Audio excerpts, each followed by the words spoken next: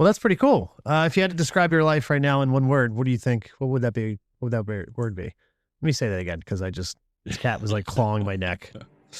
Um,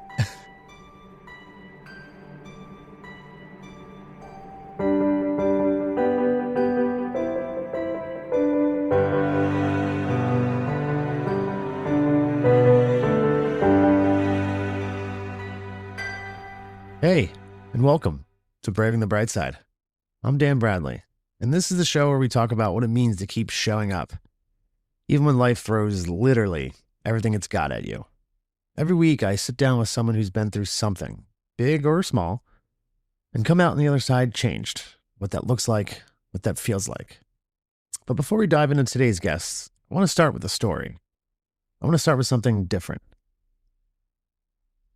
I feel like it's so easy to access bad news, negative news. Oh my God, what is happening out there news? And you feel like it's just a lot everywhere you look, especially social media. So you almost have to dig to find the good news out there, right? I mean, it can't just be me. So that's what I did. I started digging and finding good news stories just to get a little bit of a fresh air, a little bit of brightness in our lives. And I found a couple websites that are kind of cool. And I found a couple articles that are kind of cool. So each week I'm going to start with a different story, a different feel-good, brighter, optimistic story that'll hopefully kind of make us feel a little bit better about this world. One of the sites that I found is goodnewsnetwork.org. Highly recommend it. Fantastic time. And that's where I found this article that I'm going to read to you right now. This article is cool and it speaks to me in a couple different ways. The guy's name is Dan, which is a phenomenal name. Highly underrated, I feel like, in the world out there. Secondly, it's about a man and his love of reading and books, which I love both of those things. So without further ado, let me give you some good news, all right? The title is Deceased Man's List of 3,599 Books He Read is Inspiring Readers and Was Memorialized in a Local Library. I feel like we start off with Deceased Man. It doesn't sound like it's going to be a good time, but just give me a minute. A deceased man's Goliath list of every book he ever read is inspiring readers, young and old, alike, after it was turned into a popular website. Passing away at the age of 92 on July 1st of this year, former Marine and social worker Dan Pelzer, great name, had for years committed himself to reading 100 pages every day, which is amazing. When his own story had finally gone cover to cover, great line, he had read 3,599 books of every imaginable genre, every one of which was written down on a list he kept since 1962. That year, he began his list with Alan Moorehead's The Blue Nile in 1962, and ending it over 40 years later with Charles Dickens's David Copperfield in 2023.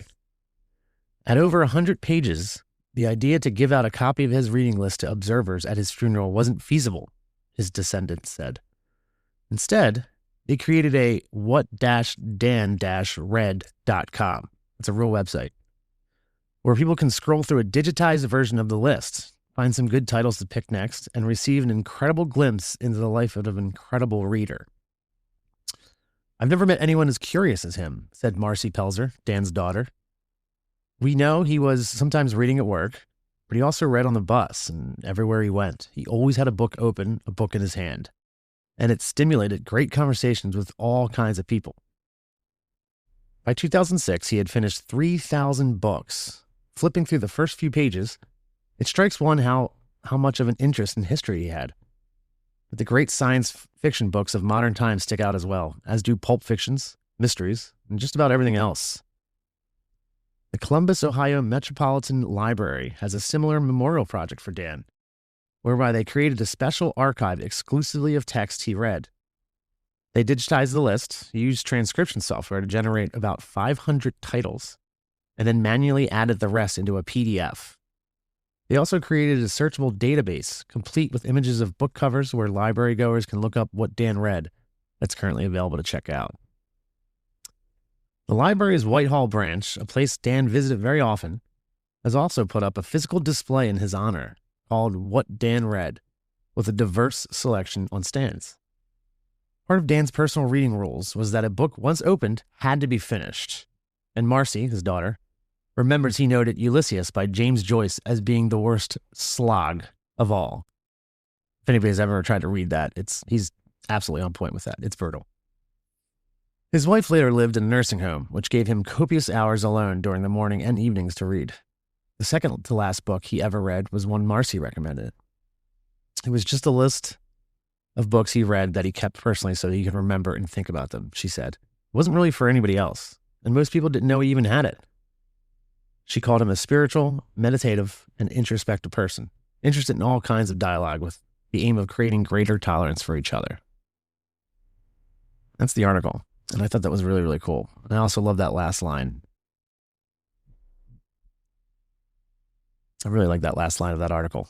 Interested in all kinds of dialogue with the aim of creating greater tolerance for each other. I think that line is awesome, and it goes a long way, especially now. We can all be a little more tolerant, I think. So that's the article. If you are interested, check it out. His online, library, it's what-dan-red.com. I checked it out. It's really, really cool, and you can literally just kind of see a very cool glimpse into a man who read a ton of books, which is incredible because I have about 10 books on my shelf that I've started that I have not finished. So this is definitely inspiring in one way or another. So there you go. It's a little glimpse of what we'll be doing each week. A positive story, an uplifting story, something that just makes you smile and feel good. I think we can all use that a little bit more nowadays. All right. Today's guest is someone whose story stayed with me long after we stopped recording. Chris Ruby is a man who knows what it means to rebuild. Not just physically, but spiritually, mentally, emotionally. After a devastating car accident turned his world upside down, Chris found himself face to face with the question, what do I do now? What follows is a story of resilience, of finding meaning in the aftermath, and of refusing to let the worst day of your life be the end of your story. What I really like about Chris's story is that it's not straightforward.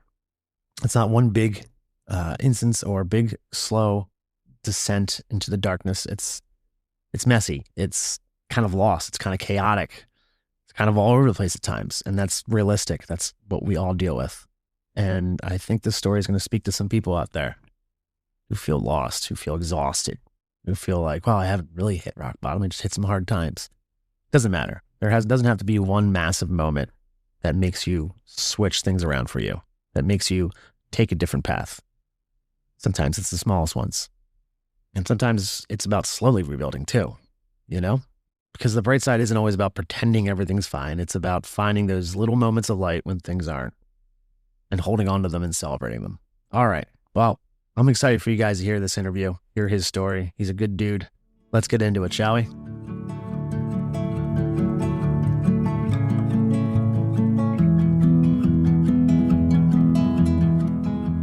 Chris is a dad, a friend, and someone who knows firsthand how easy it is to lose yourself without realizing it until it's almost too late. Welcome, Chris, to the show. Chris, how are you, man? Thank you. Good. Glad to be here. Glad to have you. What's new? What's happening? How's life? How are things? Doing great. Yeah? Yeah, absolutely. That's awesome. How about you tell me something that's been bringing you joy lately? Big or small? Doesn't matter. Right now, I started bowling up again this summer, and I've gotten to bring my 5-year-old every day that we've been bowling, and he's taken a real interest in it, and it's been our time out, the two of us. Yeah, that's really cool. Yeah. Does he rent the shoes and everything? So he doesn't bowl. He just sits there and watches me bowl. Okay. But he's gotten interested in it to the point where he wants to bowl in the fall, so he'll be in a little youth league. That's adorable. Yeah. I didn't even know kids bowled that young. Yeah. I started when I was 6 or 7, I think. That's awesome. Yeah. Wow. Do you have your own ball? Did you? Yeah. Do you have did you get it custom made or did you just buy it? Not custom made. It's drilled to my hand specifications. Yeah. I have a few. Do you really? Yeah, too many. Wow. A collection of bowling balls. Yeah. What's the nicest one that you have? What's your prize possession bowling ball? So the league I'm in now, it was a ball league. So at the end of the league, we got 2 bowling balls. Wow. So the 2 I got, I really like, and I'm really enjoying throwing. So yeah, we'll see how that goes. But what color are they? One's like white and blue. It's a Sub-Zero Forge, it's called. Say Sub-Zero Forge? Yeah. Like Mortal Kombat Sub-Zero? Yeah. Okay, sold. Love that. So it's like all white and blue and mixed together and stuff. Yeah, cool. that sounds amazing. And then the other one's called Primal Rage. It's bright red and it has like the green claw marks going through it. So it's wow. I remember but I remember seeing my mom's bowling ball when I was a kid, and it was just like bright pink. Yeah. Which also was awesome. Yeah. But sounds like bowling balls have come a long way. Yeah, that's pretty badass. So that's so cool. If you had to describe your life right now in one word, what would it be? I mean, I can go generic and just say great right now. Just with everything that has gone on in the past and seeing where we're at now, it's, pretty great. Well, listen, your story is, in some ways reminded me of my story. You've definitely have fought your own battles for sure. So let's just start from the beginning here. Sure. You grew up around drinking, right? And so talk to me about your introduction to drinking. Yeah. So I was thinking about that. I don't think it's something that came out at any specific time. I think I've always, been around it and, grew up around it. My first kind of foray into it all. My older brother was 21, so every time my parents had gone, away for the weekend or whatever, we always had this bright idea to throw as close to a Project X kind of party as we can. Like a raging party? Yeah, it was never a raging party. It was always, 3 of us or 4 of us that got together, watch Star Wars, and get shit faced. But it sounds like my kind of party. I'm not gonna lie. Yeah. So that was I guess the building blocks into all that, and then we were surrounded all the time, and there's never. Growing up, I don't think I was around anyone that had necessarily an issue with drinking. Yeah. It was always everyone that I thought were pretty good at it, and not one I wanted to be like them, but well, it made it seem like it's just a regular part of life. Like anything, like having a job or going out and hanging out. That's what you do. I was like, oh, cool, that guy can drink that much. Yeah, that was always one of those pretty cool things to look at, I guess. Yeah, for sure. So you're getting older now. Do you remember, and we'll lead up to the big incident, and all that stuff getting in there, but do you feel like it was catching up to you at any point in time before then?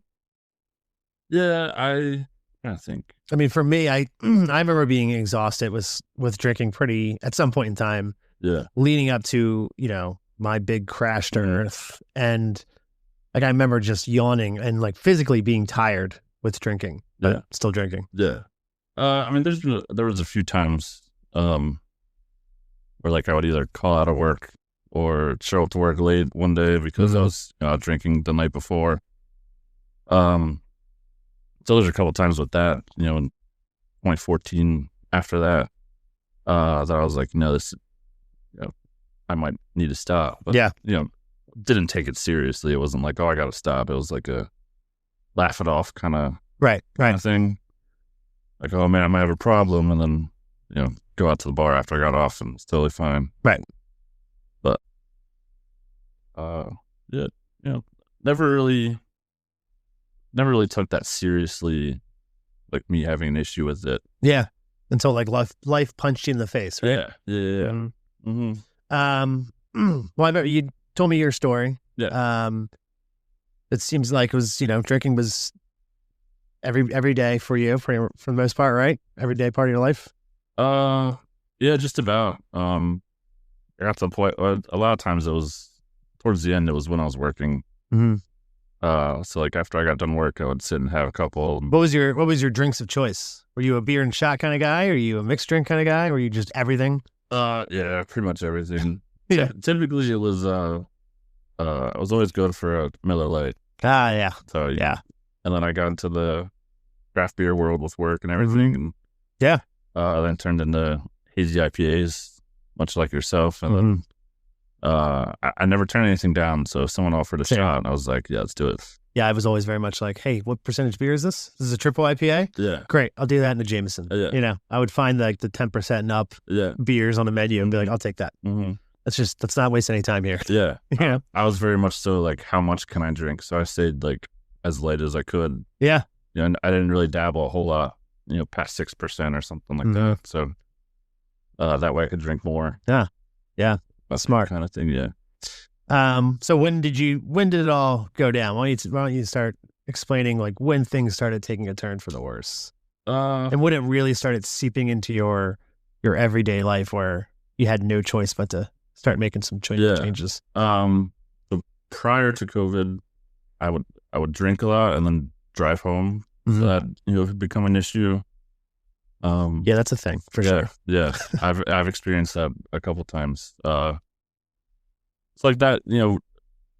People started to have a problem with that. My wife didn't like it very much, and there's a few instances, more than I can count, where I either got home and fell asleep in the car in the driveway, or would come in and try and pretend I wasn't drinking. Yeah, that was my favorite. Yeah, I thought I was really good at playing it off. Turns out I was not. Yeah, I would like, prep myself before I walk in the door. I was like my own hype dude. I'm like, dude, I got this. I'm going to hold my eyes wide open.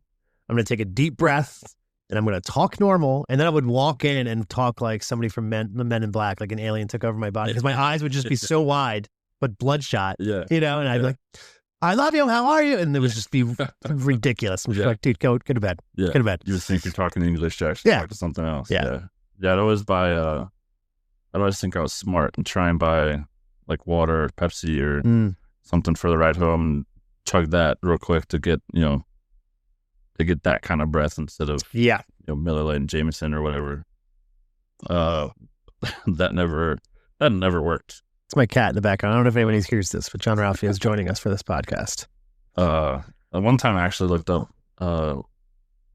what smelled the least on your breath. So at bowling one night, I was, I think it was Tito's and Sprite. Is that what it is? Yeah. Tito's and Sprite, huh? Yeah. Yeah, I think I saw like vodka doesn't show up a whole lot on your breath. So I was like, oh, let's do that. That was going to be my guess. Yeah. I'm pretty sure that was one of the nights where I woke up in the car on the driveway. Oof. Yeah. It's tough. Yeah. All right. So now you're in it. Now you're actively trying to find ways to hide it and, play it off, So at this point, are you a father yet or? Prior to COVID, I wasn't. Okay. All right. My son was born in June of COVID. So right when everything was shut down. Would you say that's when everything really hit the shit, is when things shut down, or? Yeah, I think it sped up the process. Yeah. I think eventually it would have headed for the shit for sure if it weren't for COVID. But, right before COVID, I was bowling twice a week. We were, both of us were working. My wife was at work. She was working nights at the time. So she was gone from 7 p.m. to 7 a.m. So I was like, all right, I'm going to go hang out with, so-and-so. And we'd go to the bars and, she wouldn't be home when I got home. So I could be, as long as I made it home, I could be as drunk as I wanted and, play it off for the morning. But then COVID happened and all that was taken away. Yeah. In the blink of an eye. Matter of fact, the last time I was bowling before COVID, I'd bowled the best I'd ever bowled. Wow.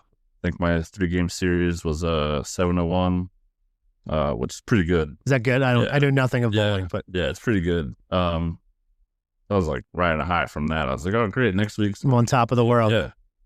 And everything shut down, so like it was taken away like that. Damn.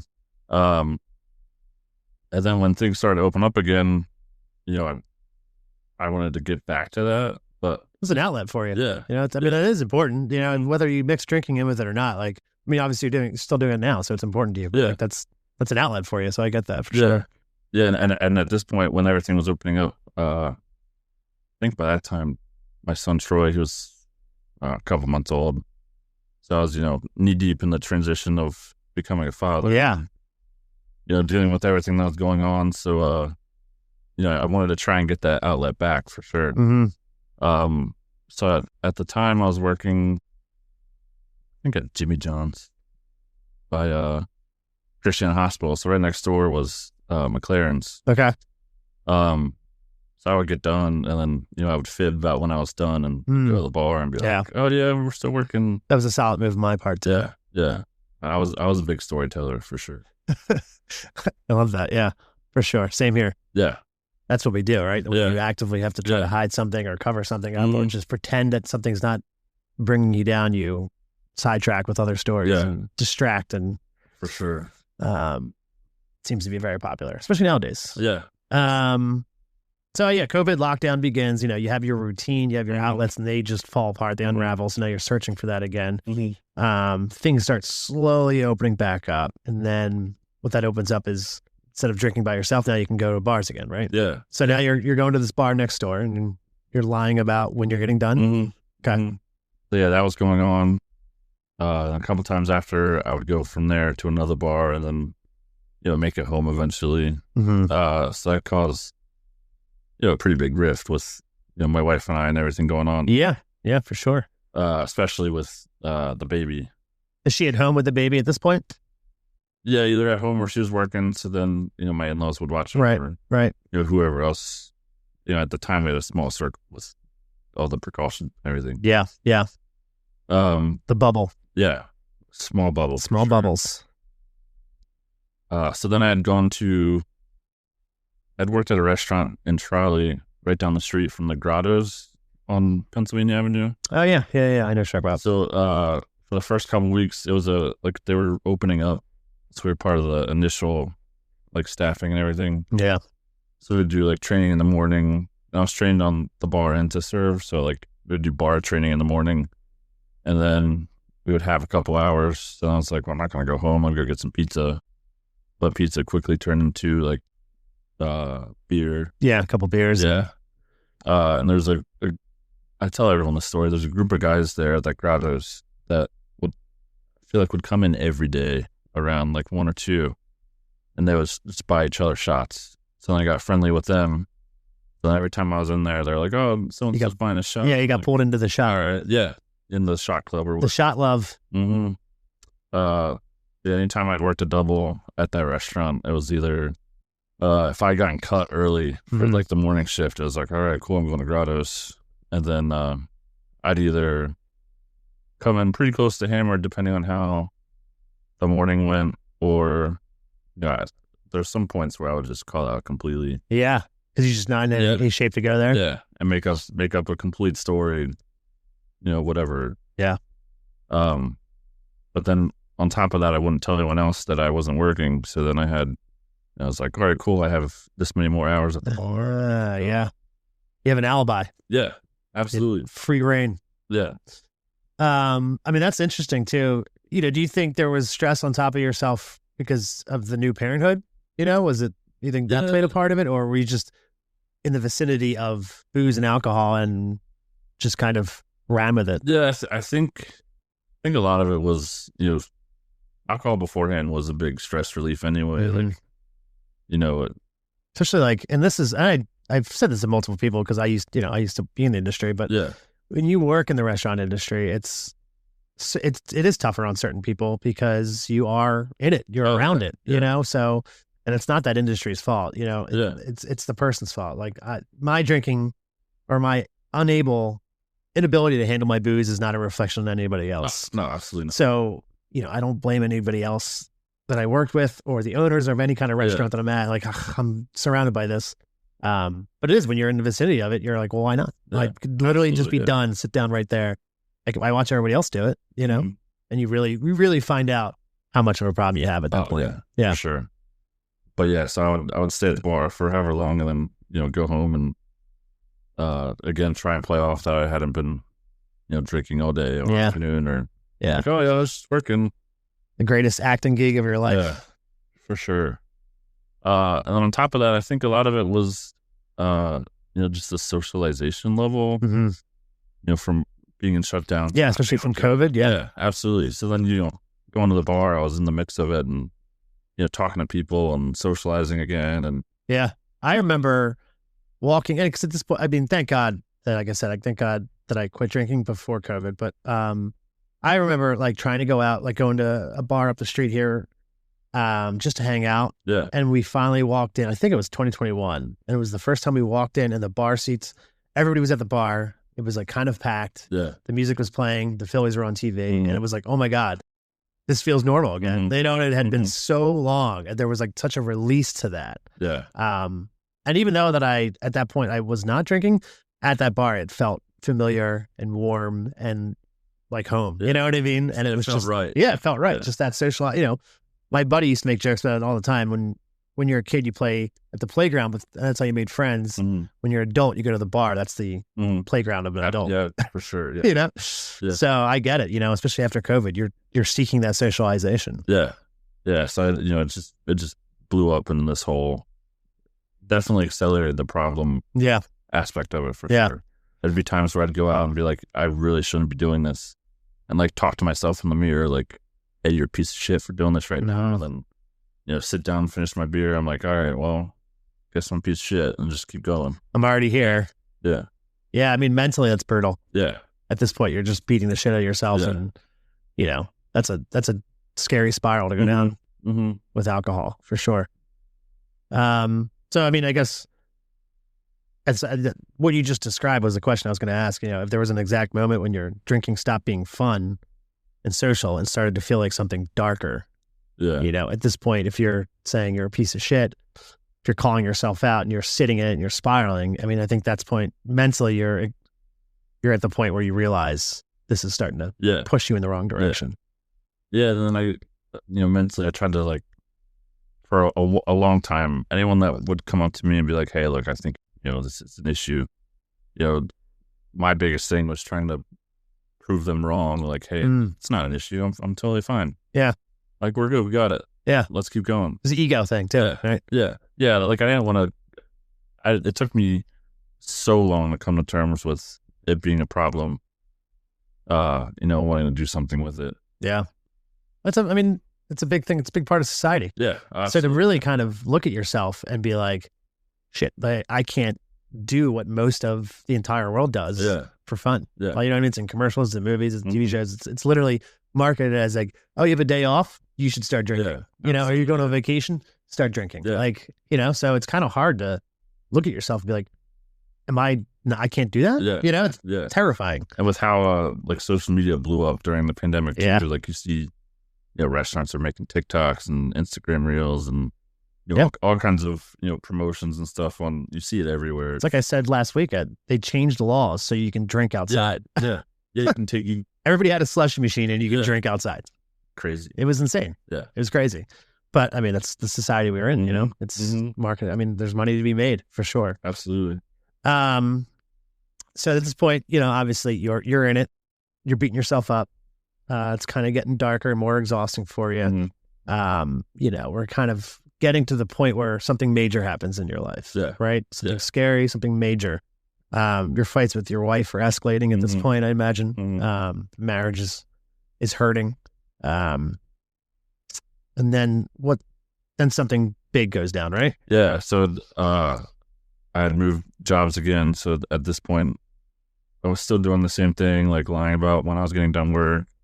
I would take off at night and be like, yeah, I'm working, and show up at work and just sit as at the bar as a patron, forever long. So it was, really putting a divide, or, really taking shots at, my marriage and my home life and everything. How old's your son at this point?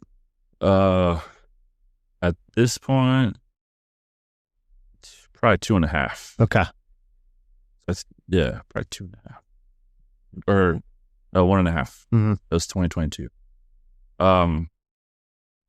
So I'd come home on Saturday. I was out drinking after work. Very intoxicated. So then Sunday rolls around. I have to go to work in the morning, and normally I would close, but that day I had a mid shift. So I was like, all right, cool. I'm gonna sit at the bar when I'm done. So sat at the bar, had a few drinks. And at this point I knew, like, if I had stayed out, it would cause a lot of problems. So I was in the thick of that, and so then I had texted a friend like, hey, I'm done work, what are you doing? let's go here. So we got, bar number 2 for the night.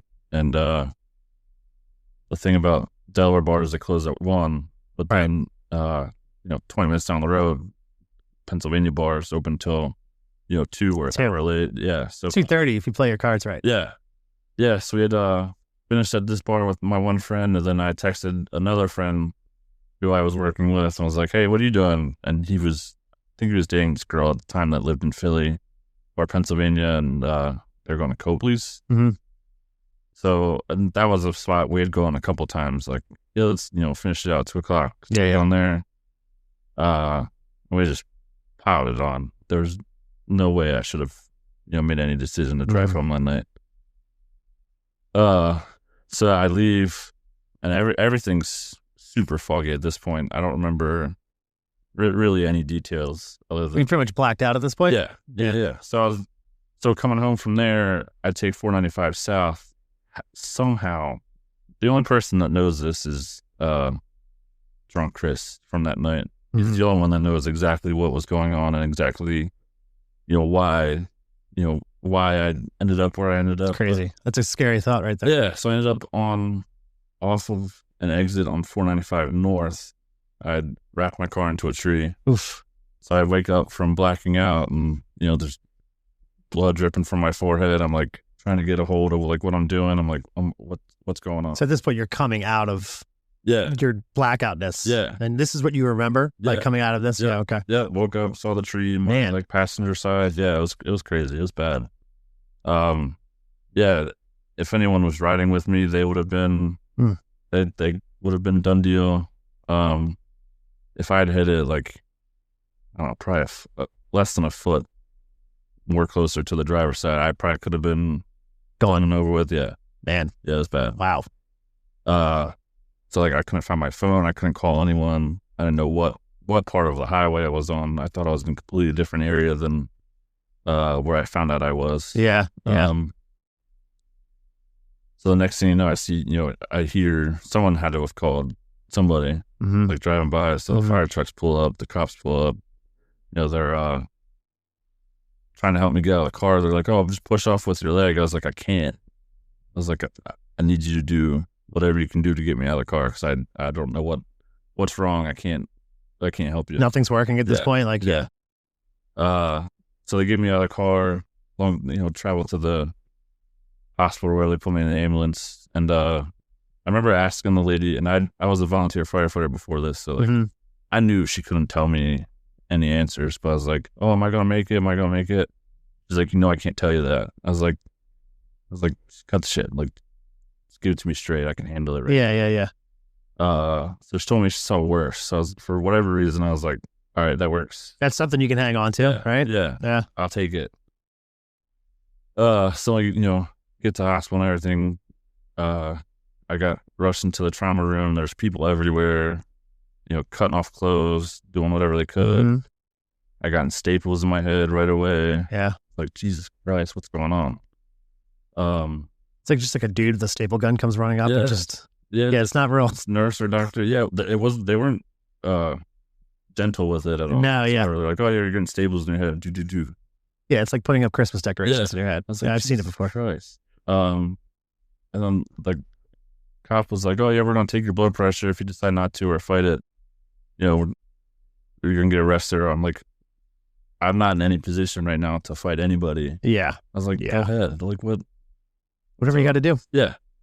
And at this point, I was, intoxicated, and we watched Grey's Anatomy a lot. So there's a part in Grey's Anatomy where they don't do like a head CT. And I was like, so I told the doctor, I was like, "Make sure you do a head CT." I smacked my head, and so he just looked at me like, "Shut the hell up." Like, yeah.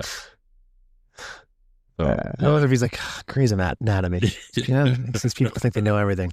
That's crazy. That's one of the things like about that night that I like hang on to laugh at. Like, if I was the dumbass, I was like, "Make sure you do LTT." They didn't do it in Grey's Anatomy. But yeah, long story short, I broke my left wrist, broke my right femur, had a 13-inch gash in my head right up here. Yeah. I think I remember them saying like I had broken something in my back that they couldn't do anything about. It was like one of those it'll heal itself kind of things. Yeah.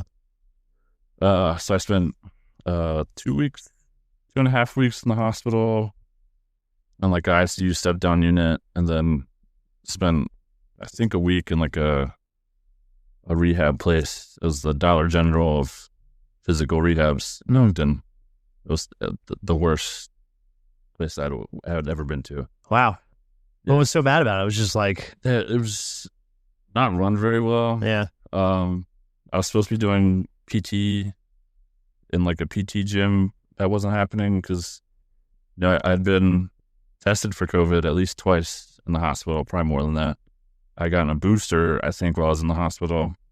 And then before I left to go to this facility, they tested me again. And they never told me I had to like quarantine my room for 2 weeks before I could go to the therapy gym. Yeah. So I was like, why am I not going anywhere? Like my nose has been prodded so many times. Yeah, it was brutal in the beginning there too. Yeah, they would get in there. So it was, they weren't very focused on my care. I don't think. Yeah. And one of the nurse practitioners or something had come in. They're like, "Oh, when did you get your staples out?" I'm like, "I didn't." So I had staples in my head still. I had staples still in my femur from the surgery. And she was like, "Jesus Christ, they should have taken these out, days ago." Wow. It's like, "Oh, great." And then she had mentioned like, "Well, where are you doing your PT at?" I was like, "I haven't left the room since I got here." And she's like, "All right." So she went and talked to somebody, and I was talking to my wife. I'm like, I think it's time for me to just go home. Yeah. And like, I can't, we're paying so much money right now for me to not be doing any PT whatsoever. Yeah. Like, let's just do it at home. So we ended up, leaving we got discharged. It wasn't like a against medical advice situation. So we got home and, started the recovery process from there. Wow. Yeah. You get home and you start that long road back to feeling 100%. Yeah. So you get home with your wife after all of that, and imagine things aren't great. What did that look like for you those first couple of weeks back from when you got out of the hospital and you're at home? I think the accident kind of not fixed things, but put a Band-Aid on the marital issues. A much bigger issue at hand. You almost died. So, like if I hadn't gone out that night, I think it would have been, or if I hadn't gotten in the car accident, it would have been a completely different story right now, even. But yeah, so the focus was, me getting better and, rehabbing and, getting the ability to walk again and, everything else. So at this point, you're not drinking at all, I imagine, right? Yeah. So at this point, I had gone, I think it took 6 or 7 months to get everything, back in check and cleared to go back to work. Right. And how are those 6 and 7 months? I mean, obviously it's probably kind of brutal trying to do get your body up and running and recover and all that. But in terms of your relationship with your wife and your son and you've cut out drinking, you've had to cut out drinking at this point, whether you like it or not. Yeah, there's no. So what's that look like for these 6-7 months? I mean, there's no drinking, so it was pretty good. Yeah, honestly, things weren't like completely out the window. They were just moved to the back burner at this point. Yeah, like all the issues and everything. Like we made it clear, like, hey, listen, we still need to talk about these things, but the main for the time being, focus right now is so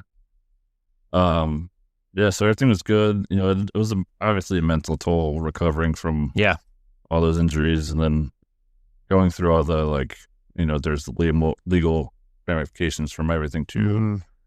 So it was good because there was no drinking, so there wasn't any extra issues coming in. But it wasn't necessarily bad. Yeah. So you got the DUI. Yeah. Recovering at home, not drinking. You guys are focused on your health, getting rid of the legal stuff, getting all that buttoned up. Yeah.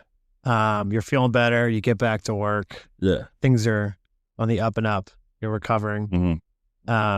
Do you go back to drinking at this point when you go back to work, or? Yeah. So prior to my accident, I was managing. So it was a lot of closing, a lot of, you know, not being able to drink with everyone, except for the people that were still there when we closed. Did you already have it in your head at this point? I mean, you went through such a traumatic experience from drinking. You know, and now you've recovered. Yeah. Did you go back to work in your head? Do you have that? Did you already have that voice in your head? Like, I'm probably gonna finally be able to have a beer. Yeah. I mean, I knew before, like, you weren't done. You were just taking a breather. Yeah. Because again, it brought up the, proving people wrong thing. Like, oh yeah, your drinking problem wrapped you around the tree. Yep. This, that, the third. And I was, determined to prove everyone, like, hey, like, it was a fluke. Right. Despite all of this, I swear I don't have a problem. Yeah. I promise this isn't an issue. So yeah, like, I knew once I went back that I was gonna. Yeah. At some point, I didn't know if it was gonna be the first day, the second day, or what, but I didn't have it in my head like, hey, I'm not drinking anything else. Which at that point you weren't like, I'm done. Yeah. Here we go. Yeah. I'm starting a new chapter. It was just like, hey, all right, I gotta focus on getting myself healthy and getting back to work. Mm-hmm. Yeah, and at that point, like, anytime I saw, like, on TV people, like, a character in a TV show was sober or anything, it kind of annoyed me, but I kind of turned my head at it, like, oh, here we go on TV again, someone sober, blah blah blah. So yeah, I was determined to, like, prove to everyone, like, prove the world wrong. Yeah, for sure. Yeah. So I started back at work. I wasn't closing, so I was able to get cut whenever, whenever it was a lot called for. So I'd sit at the bar and go have a couple with whoever was sitting down, and then, that turned into a whole. I was gonna say, did you ease back into it? Did you like, I'll have a beer here and there and see what happens, or you're like, that's good, let's party, let's get back into it? Yeah, it wasn't very gradual easing back into it. Yeah. So, like, the first couple times, it was a few beers here. I've never been good about easing into anything. Yeah. I'm always like, let's go 190%. Yeah, I've never been good at, like, saying just one either. Right. It was always like, oh, do you want another one? I'd be like, yeah. I looked at it as if, like, if I'm not getting at least a buzz from this, then why am I spending money on any kind of alcohol? Yeah. Like, and that's pointless. At this point, it's not a perk, but the perk at this point in time was I wasn't driving either. So, like, I knew I had to Uber home. Yeah. Or get a ride from someone home, or I wasn't driving. So at this point, your license is revoked. Yeah. Okay. Yeah. So, at that point, that was my get out of jail free card. Like, I could drink and then just, get an Uber. Yeah. And then try and play it off again, So yeah, it turned into this whole chaotic shit show this was September of 2022. Okay. It was a solid, probably a solid year of. Now a solid year of you been drinking again? No. So I started back at work. So it was 6 months I wasn't drinking. Right. Started back at work, started drinking again. And then I think it was probably a year that I drank until called it quits completely. Okay. At this point, through this next part of you drinking, this other part, this next chapter of your drinking, you have a second kid? Or is that during your drinking or no? That was the very tail end of my drinking, yeah. Right. So, I guess my question is, now that you're back into drinking full, you're trying to prove the world that you don't have a problem. Yeah. The DUI, the car crash, shit happens. I'm fine. Yeah. What is this looking like, and what is this feeling like? Do you feel yourself slipping back into that whole, I'm a piece of shit, what am I doing type of thing? Or are you just riding it and then bam, something happens? So it wasn't a whole lot of, like, beating myself up at this point. Yeah. It was, drinking and then trying to play it off like I hadn't been drinking, and then going home. And a lot of times it would start as drinking, and then, the bar would close. We'd go somewhere else that was open later. And, the whole cycle was just repeating itself. Drink as long as I can, as much as I can, as long as I can, kind of thing. And then go home. At this point, too, like, I imagine the next morning you're hungover. That affects you being a father, you know what I mean? I imagine it affects the home life pretty heavily, even the next morning. Yeah, I think the home life at this point took an even bigger hit than it was before. Yeah. Yeah, so like depending on how much I drank the night before, I could either play it off like I wasn't hungover or I was like terrible hungover. Yeah. Couldn't do a thing, couldn't stay awake, couldn't, I would randomly get up, go back to bed. Right. Couldn't even open your eyes because the lights are too bright. Yeah. And then like probably fall asleep until I had to go to work again, and then work and be hungover. And then once I was done work, I could have a beer and feel better. Right. Go back to zero. Yeah. And then keep going. So, it was a revolving cycle for sure. Mm-hmm. My work ethic took a hit, but a few times drinking has caused my work ethic to, slack off. I probably should have been fired 4 or 5 times between the time I started drinking again and then the time I finally stopped. Mm-hmm. I feel that. I mean, I should have. Yeah. Luckily, I had absolute angels in my corner and some really good friends that vouched for me and then also helped prop me up. It was like, dude, you got to get in there. You got to do this. Like, helped carry me along the way. You know what I mean? And that's invaluable for sure. Yeah. Yeah. A few times I started managing again, like part-time, the shift here or there. So I could, hey, can I come in an hour later? Can I come in 2 hours later or whatever? Yeah. Take that extra time to, regain myself. Try to clean yourself up to act like a human being. Yeah. But a lot of times that didn't happen. I have to roll out of bed, put my shirt on, go. Yeah. Just roll the punches. Right. So when's the next punch hit you? When's the next, at this point, it's getting pretty bad. Yeah. You're hungover all the time. If you're not hungover, you're drunk. Yeah. Home life's taking a hit. Where are we heading?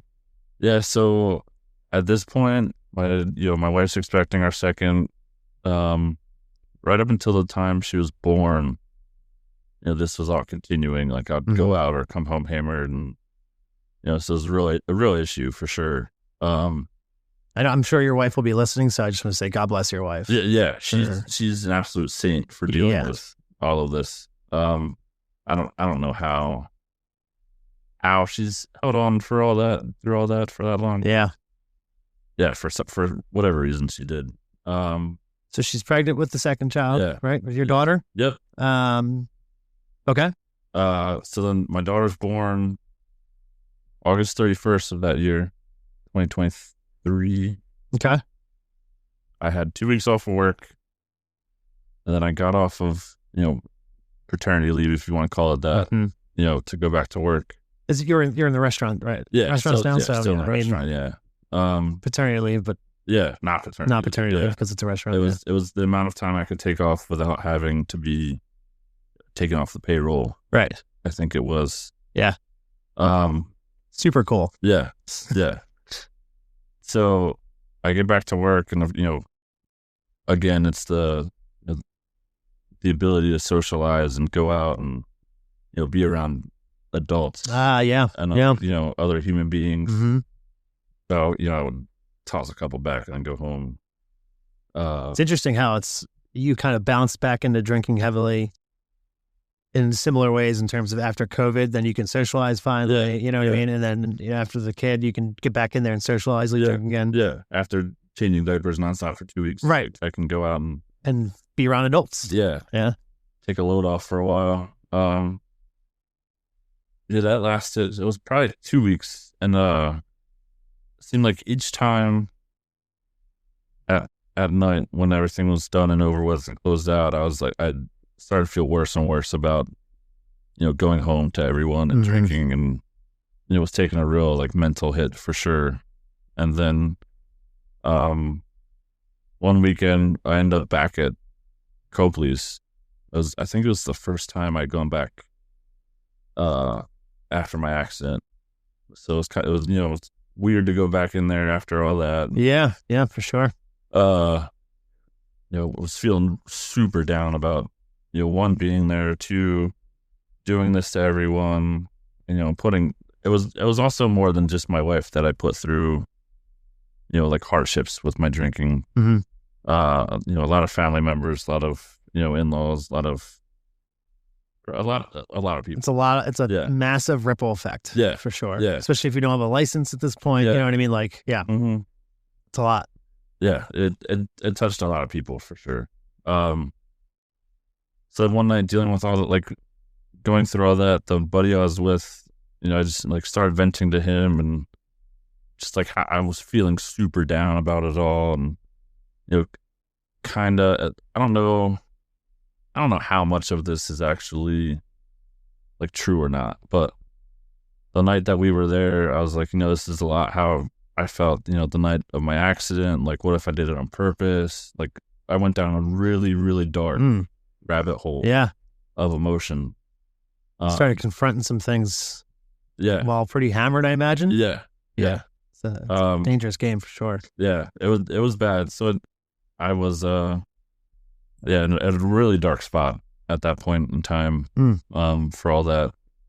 To the point where my buddy didn't know if he should bring me home or bring me to the hospital. Wow. Yeah.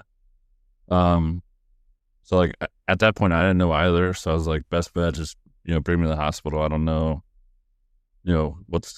what's going to happen. What am I going to do? Yeah. So there's some deep seated depression. Yeah. In there that you weren't even aware of. Yeah. I think being at that bar and like not knowing, like I'd been going through therapy at this point too, which therapy's great. Yeah. I'd recommend that to anyone if they had any kind of issues. It's a must. Everybody should be in therapy for sure. It's really great. I say that because I'm not going to therapy right now. Yeah. But I should not be the one saying this, but eventually I'm going to. Yeah. But I agree. It is a phenomenal thing. Yeah. But like I haven't been completely honest with them either. So like, being at this bar and everything was, I don't know, brought up a lot. Yeah. I ended up spending the night. That's crazy that you get back to that spot. Yeah. A couple years later, and all that just comes rushing back to you. Ripped off whatever Band-Aid was. And then as you, drink even heavier again, it just comes rushing back into you. It's crazy. Yeah. So spent the night at the hospital and the not the psych ward, but they were going to put me somewhere else. Wow. Completely. So then I guess whatever doctor came to the conclusion, like he's just drunk going through whatever he's going through, he's fine. So then I'm going home. They sent you home that night? Yeah. Or that morning. It was, I forget what time it was. Is your wife aware of where you are at this point? Yeah, she knew. So then I go home, we, talk it out. So I had the rest of the weekend off from work. The rest of my shifts were covered. Then the following weekend, I had drank again. The person that I was with the following weekend, we were going out again. Ended up right back at Copley's. Same bar again. Yeah. Wow. Not the same situation though. Like I didn't feel nearly as dark as the following weekend. I was just like, this isn't me anymore. Like this isn't what I want to keep doing. So I gone home. So you came to that realization at the bar this time around? Yeah. Oh, okay. Yeah. All right. Yeah. So we were drinking, and I'm pretty sure we closed it down. That was my favorite thing to do, was close the bar down. So in the following morning, my wife had come in, and I was like, I need help. And it was the first time I'd come to the conclusion, like, hey, I can't do it anymore. Like, wow. I can't control it. I have a problem. Wow. That's a big one. Yeah. Yeah. It was huge. I spent the better part of that day on the phone with some guy from some helpline somewhere, trying to find somewhere to put me. I think he had somewhere and like recommended going to California or something, or Florida. So you're looking for like an intake place. Yeah. Yeah. Okay. Yeah. Yeah. Cause I didn't think I could do it myself at that time. So yeah, he was trying to put me somewhere. I was like, listen, I have a, at this point, she's almost a month old. Wow. I was like, I have a month old at home. I was like, I can't do this to my family. Yeah. Leave them hanging. You've already been leaving it hanging. I've already done that enough. Right. Yeah. So I hung up the phone, I think, and didn't call the guy back. So then talked it out with my wife. She was like, the first thing you gotta do is be honest with everyone about, having a problem and needing help and needing to stop and go through all that. So I told everyone first, people I was closest with the most. Right. First person I told was my younger brother, which was probably the hardest person I told. Just because he was always vocal about me having a problem from the get-go. And oh, wow. He was one of the ones I was trying to prove wrong the most, I think. Yeah. So I think it was like a poetic thing to tell him first. Sure. I think. Then after him, I told my older brother and one of my best friends that we would, periodically go out together and, drink and have fun and stuff like that. So, told my parents, went back to work and I was like, listen, I can't have a beer when I'm done. So make it soda, make it whatever. Like, just don't give me a drink. Yeah. So the first night I went back, I was taking Diet Pepsi, and I'm pretty sure that was the first night I ever worked there and didn't get a shift to eat. That was a alcoholic drink. Wow. Yeah. Man. Yeah. Okay. Yeah. So it was a big accomplishment for that. That is a big one. That's a huge one. Yeah. So then that created, like, everyone I worked with was super supportive of me not drinking. To the point where one person would ask me every week, like, oh, how many days is it? How many days is it?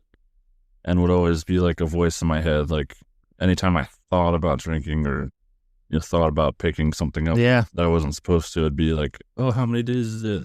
That's amazing. I mean, you need a support system. Yeah. No matter what program you're going into to try to quit, no matter what you're going through, you need some sort of support system. And if people at work are supporting you, I mean, that's even better because you're spending most of your time there. Oh, yeah. So for sure. Yeah. That's huge. Yeah. That's great. Yeah. It was big especially to build a, foundation on that. Yeah. Too. Yeah. So, all right. So at this point, you're like, I'm done. And are you going to meetings or anything? You doing anything extracurricular to kind of help drive that home? Or are you just out there Yeah. So prior to all this happening, I'd tried to go to AA. But it just really wasn't for me. Yeah. I think like I appreciated everyone that was there the first time. Right. But it just wasn't something that I mean, I was the same way. I went to AA for about a month or two. Yeah. And I liked being in that group of people that were all supportive. And it was really great to hear everyone's stories and, talking to everybody was awesome. But yeah, I was very similar. I'm like, it's just not really for me. Yeah. I had downloaded an app that had like everything AA in it. So like I could do it online if I wanted. Yeah. It's like one night I played video games and like went to a meeting on my phone, which was pretty cool, honestly. Yeah, that is kind of cool. I still pop in every once in a while. Yeah. It is a great community. Yeah. It is. Oh, for sure. Yeah. A beautiful, supportive community. I cannot stress that enough. So. Yeah, a buddy of mine was going through recovery and stuff too, and I would go to AA with him a couple times, and it honestly was nice to be like in a room full of people. It's one of the warmest rooms you'll walk into. Oh, for sure. It's great. Yeah, and you get coffee. All the coffee you could drink. Absolutely. I'm a huge fan of that. Yeah. That's great. So now you're just kind of forging your own path in the sobriety at this point. Now, what year is this now? So I got sober September 28th, 2023. Okay. Yeah. Nice. Yeah. So you're coming up on an anniversary soon. Yeah, it'll be 2 years. Yeah, next month. Congratulations. Yeah, appreciate it. That's incredible. Thank you. When you see sober people in movies or TV shows, do you still turn away, or do you do you see from the other side now? Like Yeah, I see it from the other side now. I think it's the most beautiful thing in the world. Yeah. Yeah. That's incredible, Chris. Yeah. Seeing people like me on TV. Yeah. And just, out and about in the world. One time before just raw dogging it out there, Yeah. I feel really bad. One time I had an Uber driver who had like these things hanging from his rearview mirror. And I asked him about it. He was like, yeah, it's one for every year I've been sober. And at this point, I'm pretty sure I was hungover that day, and solid bet that I was hungover that day. So like, I thought it was cool, but I didn't really appreciate it. Yeah. And so now on the flip side of things, I think about that Uber ride often. Wow. Because of how many, things. How many coins you had? Yeah. And I wish I had the respect for it back then that I do now.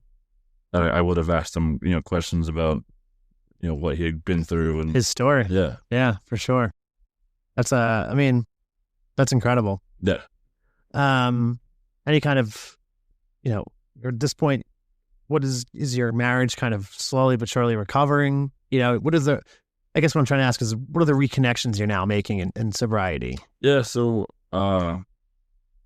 drinking was really the only, we have issues every now and then. Yeah. Anyway, like normal couples do. But drinking was the only like big thing. Mm-hmm. So once that was out of the picture, I could focus on, rebuilding, the trust aspect of everything. Yeah.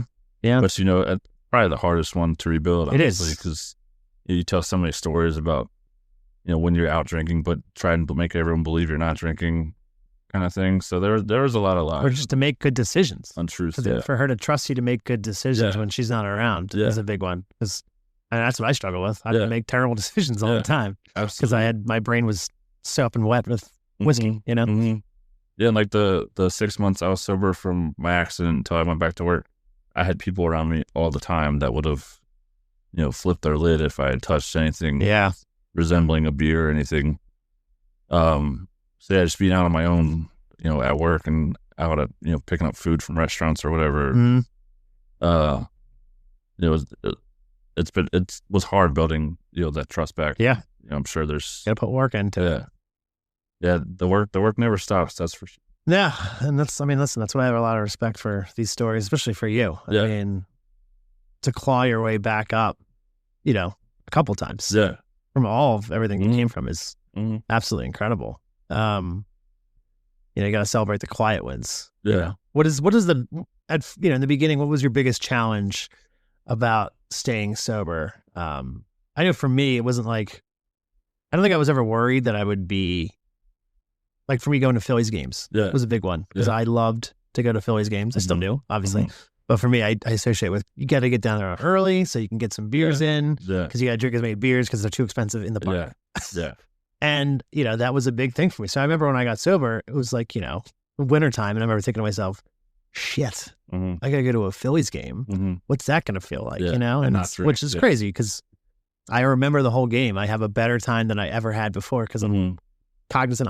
I'm having fun. I'm talking to people. I'm in the moment. I'm not just barely hanging in there. It's a beautiful thing. But that was like a big thing for me. I was nervous about going to Phillies games and what that would feel like and look like again. Yeah. Is there anything like that for you when you were thinking about when you were sober and you're like, oh man? Yeah. I'm pretty much the exact same thing. Yeah. Big Philly fan, big Philly everything fan. Yeah. My brother and I and my dad had season tickets to the Flyers for a couple years. Wow. But yeah, like going to those games, we would see how much money we had and how much we could, pick up beforehand and drink in the parking lot or whatever.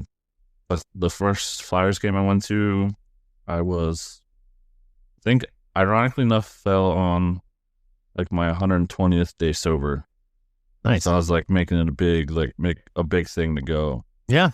We had like really good seats. We got to sit down and, really close to the ice and, going there and like focusing on everything and not drinking was, like you said, I enjoyed it a lot more than I had a lot of fun getting hammered at Phillies games. Yeah. But it was a lot more fun, just to sit and watch and appreciate everything. One, that was happening, and then two, appreciating the beauty of being able to go there and not, order a drink from someone or like worrying about like, I got to get a drink before, seventh inning stretch. Yeah. Or like, I was a big like, all right, listen, lady, it's the bottom of the sixth. Like I can get a couple, right? Right. Yeah. Yeah. I would go around and get as much as I could before last call. Oh, wow. I remember being like super pissed off. I was at a doubleheader one time and they stopped serving beer in like the third or fourth inning. Of the second of game? the second game. I was like, what the hell? And Yeah. it was I like, didn't even know that was a thing. yeah, they couldn't serve past like a certain amount of hours or something. I guess that makes sense. They like had to close up. Yeah. Yeah. Wow. Yeah. Not to mention how much money you're saving. Oh yeah, big time. Because it's insane the hit that my wallet would take drinking at any kind of sports game, but especially Flyers. Yeah. Flyers games for some reason are arguably more expensive than Phillies games, aren't they? A lot, yeah. So yeah, I mean, especially if you wanted a mixed drink, they're like, that'd be $38. I mean, yeah, it sounds great. This is absolutely reasonable. So I start. I'll take 3. Yeah, yeah, yeah. Wow. I mean, that's a big one. That's awesome. What's one small thing that helped you kind of keep going in your sobriety? I didn't say it without getting choked up. Probably my daughter. Wow. Yeah. Because with my son for the first, I think it was 1.5 years, 2 years, I was present, but I wasn't always present. Mm-hmm. You know what I mean? Like I was there, but I wasn't always there. Physically, you were there. Yeah. But like that's something I can't ever give back to Troy. Yeah. But I've made it a point to be able to be there for everyone, with my daughter and everything. Wow. That's a big one. That's beautiful, man.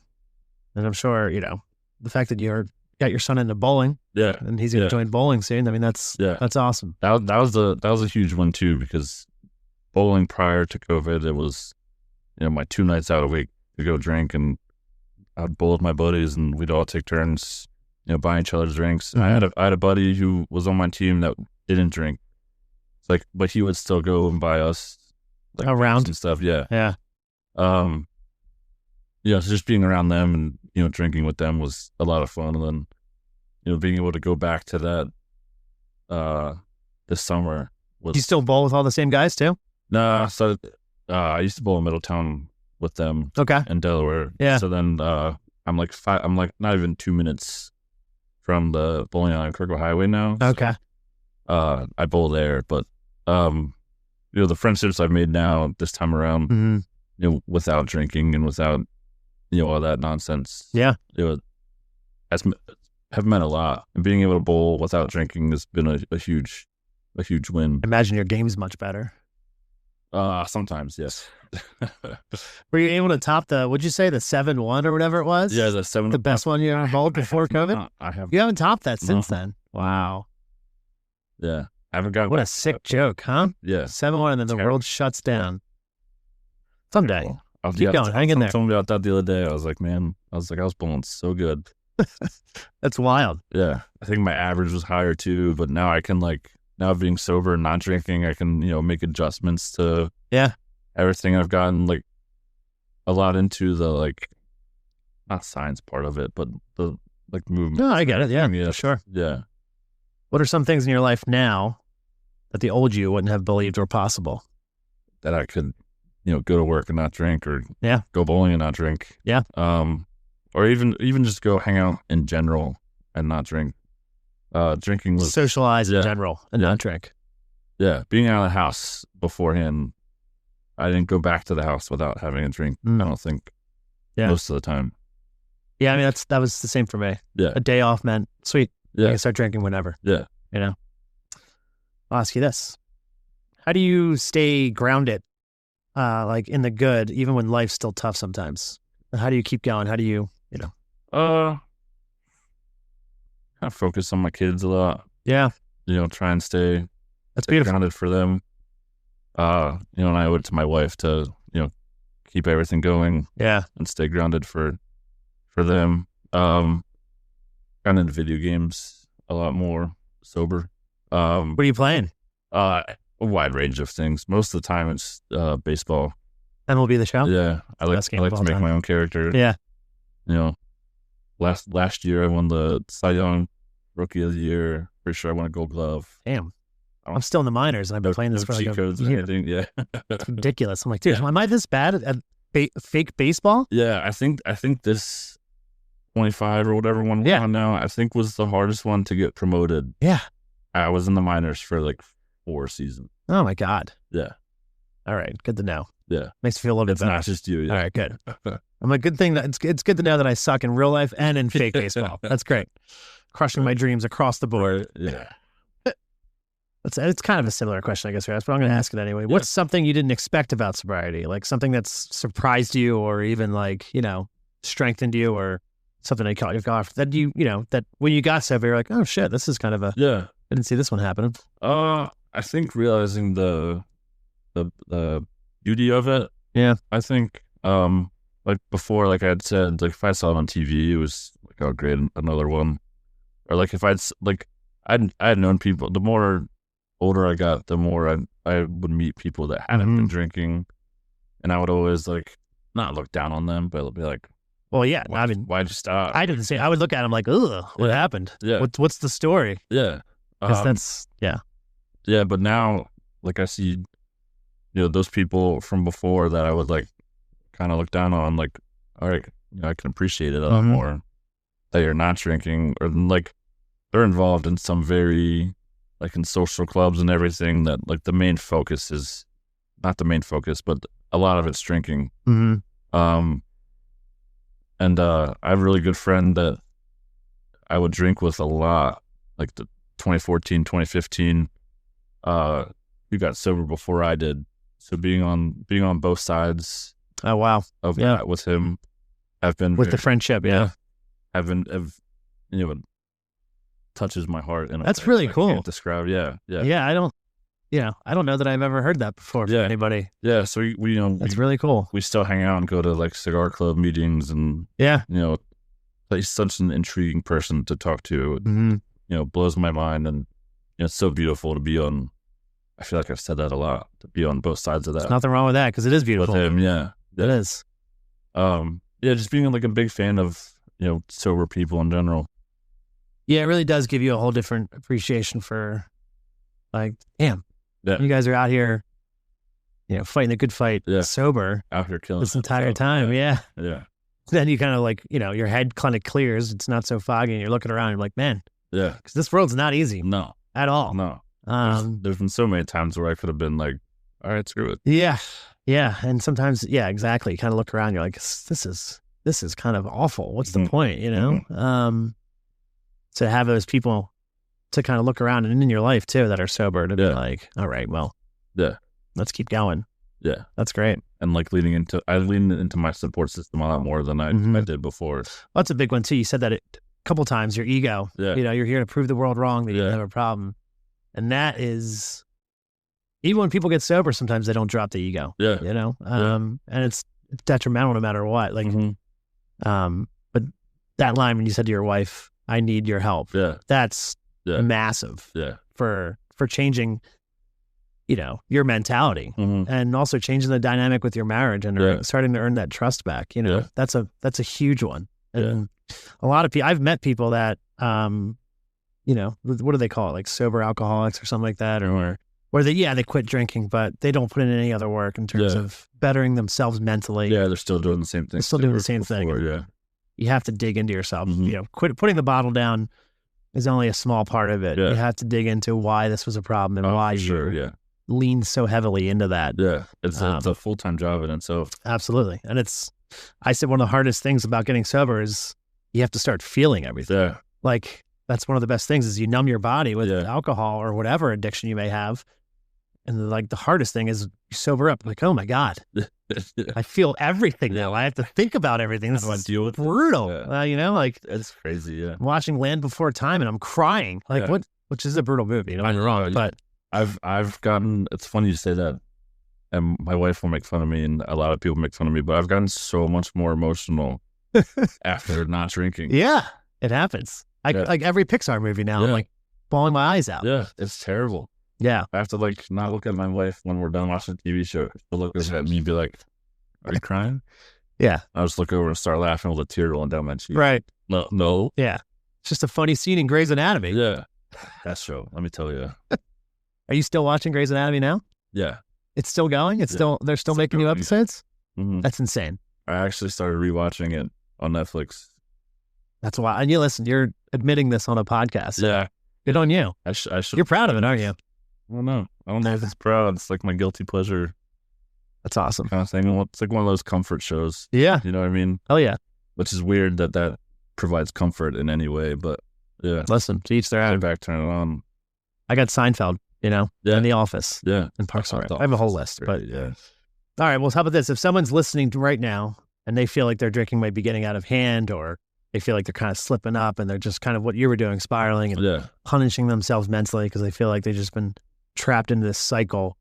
But they're scared to kind of face it anyway.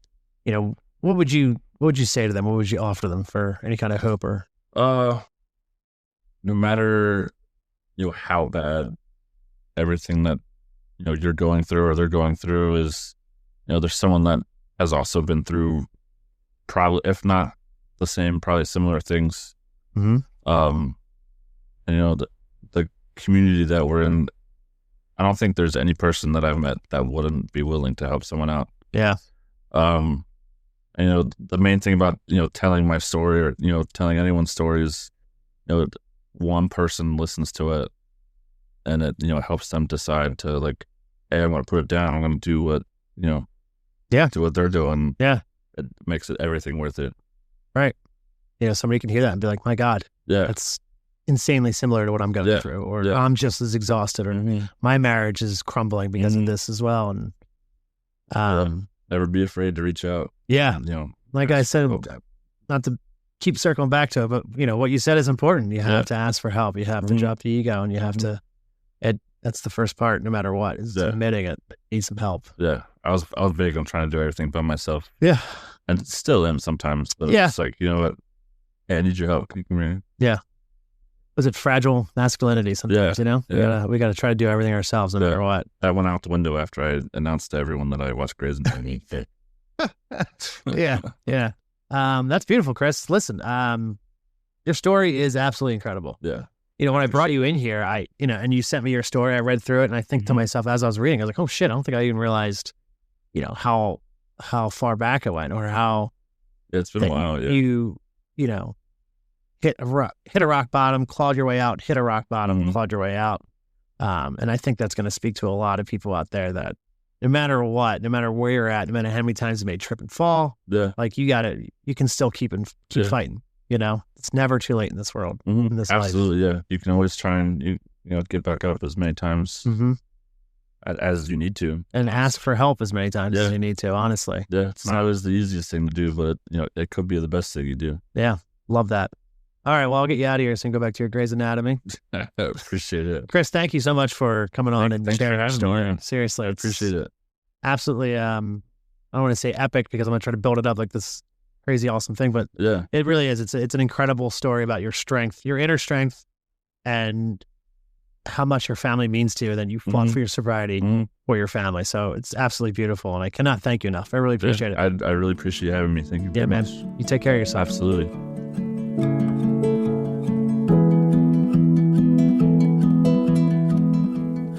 Man, how awesome is that story? I mean, think you hit rock bottom, and really you just kind of hit a part of the rock bottom, and you kind of keep sliding without even realizing it. Like I said before, I like Chris's story because it's realistic, it's palpable, it's inspiring, and it just shows you that no one's path is the same. And that's kind of the beauty of what we're doing here. Chris telling his story, my guests telling their story, you telling your story out there to anybody. That is an act of kindness in itself, especially when you're willing to open up your soul and throw it all out there for people to hear and listen to and hopefully grow off of. That goes a long, long way. And that's an act of beautiful kindness in its own right. It's not easy coming on here and bearing all your scars and insecurities and tough times that you've been through. So every guest that I've had and every guest that I will have on here, cannot thank enough. I mean it when I say you guys are the absolute heartbeat of this show. Well, that's going to do it. Episode 3 in the book. It's kind of crazy. 3 episodes. Who would have thought? Not me. Not me. Thanks for spending a little time on the bright side with me today. If this episode resonated with you, which I hope it did, share it with a friend. Hit that follow button and help keep this space growing. And hey, if you got a story you'd like to share, I would love to hear it. Reach out anytime at bravingthebrightside@gmail.com or on the gram, as the kids say, at braving_the brightside. New episodes drop every Friday at 2 p.m. Until then, keep braving it. One step, one sunrise at a time.